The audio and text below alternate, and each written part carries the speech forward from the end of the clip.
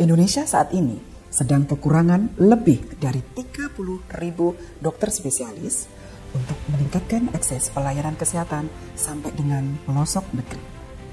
Proses pendidikan dokter spesialis memiliki peranan yang sangat penting.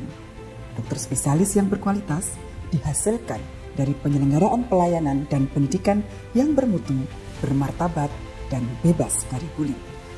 Sebagai rumah sakit pendidikan, kami percaya bahwa pendidikan kesehatan bukan hanya ilmu medis, tapi juga soal membangun karakter, empati, dan rasa hormat antar sesama. Berkaca dari kejadian bullying yang lalu dan telah mencoreng citra pendidikan dokter spesialis di Indonesia, ke depan bullying tidak boleh terjadi lagi di lingkungan pendidikan kedokteran. Karena disinilah calon dokter spesialis ditempa, bukan hanya ilmunya, tapi juga moral dan kemanusiaannya. Dalam upaya mencegah terjadinya bullying, perlu dilakukan upaya perbaikan tata kelola manajemen pendidikan di rumah sakit pendidikan. Antara lain, 1.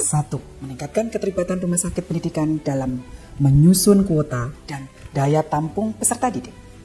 Yang kedua, proses seleksi peserta didik yang transparan dan objektif.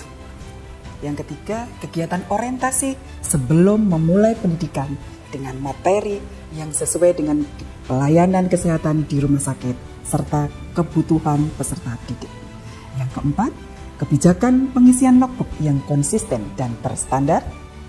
Yang kelima, perlunya SOP, stase internal antar layanan, serta SOP, stase keluar dan masuk rumah sakit pendidikan.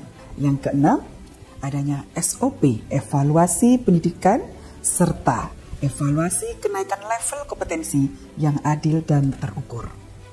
Yang ketujuh, perlu adanya saluran komunikasi resmi sebagai wadah aspirasi dari peserta didik.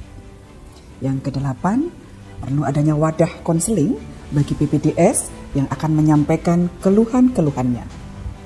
Yang kesembilan, tentunya yang paling penting adalah harus disusun sebuah pedoman pencegahan dan penanganan perundungan yang jelas dan tegas. Demikian, jadi semua langkah-langkah ini adalah bentuk nyata komitmen kita bersama bahwa pendidikan dokter spesialis harus berjalan dengan baik di lingkungan yang aman, sehat, dan bebas dari bullying. Mari bersama kita wujudkan rumah sakit pendidikan yang bukan hanya pusat menuntut ilmu, tetapi juga pusat keteladanan calon dokter spesialis. Stop bullying. Pendidikan dokter spesialis bermartabat, bebas bullying.